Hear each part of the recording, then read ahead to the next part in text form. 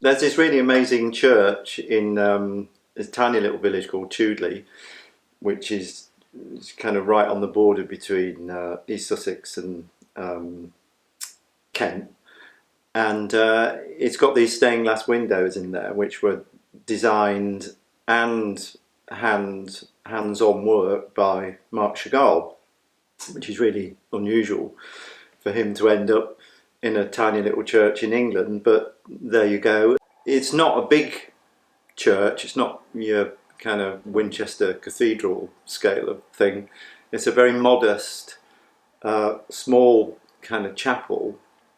I think it's actually 11th century, so it's pre the kind of the load-bearing pillars of the perpendicular style. So the walls are really thick, and the windows are really small. So the side windows, you get this amazing kind of blackness. Overall, the church is quite dark when you go in, but it's punctuated by these really bright windows, which is also very unusual because your normal kind of stained glass effect is these big windows with all the light coming through. So it's quite special in that way.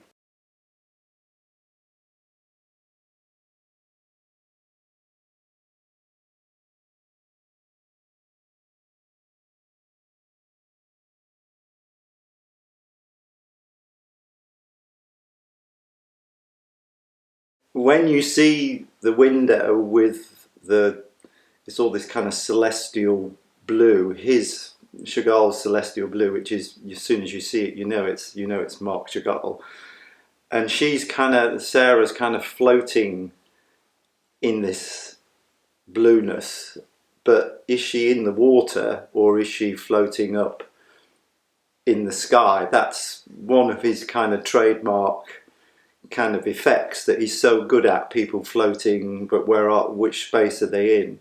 So it's amazing. It's like he was the man for the job, and it's also got that it's got that romance because there's very few artists. I mean, if you'd put given Picasso that job, he objectifies his women and he makes suffering painful.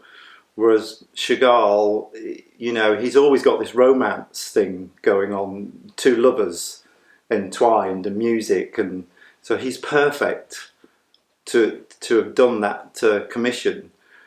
And apparently, when he did the main window and he came to see it, and I think this is about the 30s, 36 when this happened.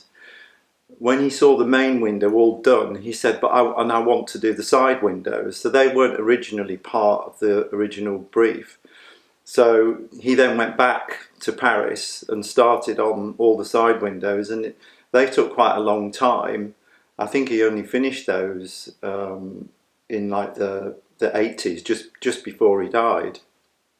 And again, they're quite unusual because your normal stained glass technique is that you have an outline picked out in the black lead, and then the infill is made of smaller pieces of glass which are just kind of jigsawed together to fit the form, and the bits of colour are usually flat. Well, when you see his, it's not that technique at all.